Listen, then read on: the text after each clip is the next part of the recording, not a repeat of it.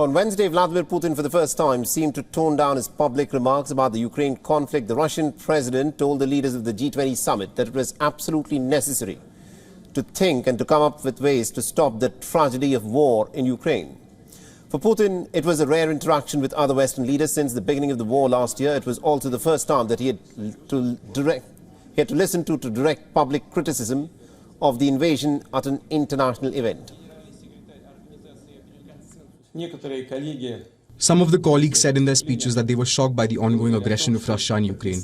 Yes, of course, military action is always a tragedy. Definite people, definite families, and of a country as a whole. And of course, we should think about how to stop this tragedy. By the way, Russia has never refused peace talks with Ukraine.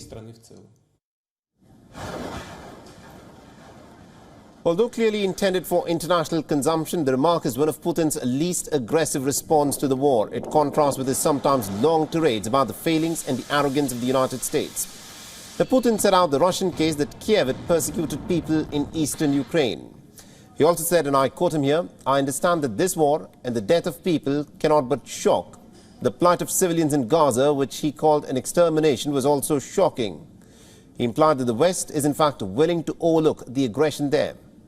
The Russian president said that it was surely shocking that doctors in Gaza were having to perform operations on young children without even access to anesthesia. The analysts say that Putin is no longer speaking only to his people, trying to justify the war in Ukraine. He's competing with the West for allies across the developing world, where his allegations of Western hypocrisy are resonating.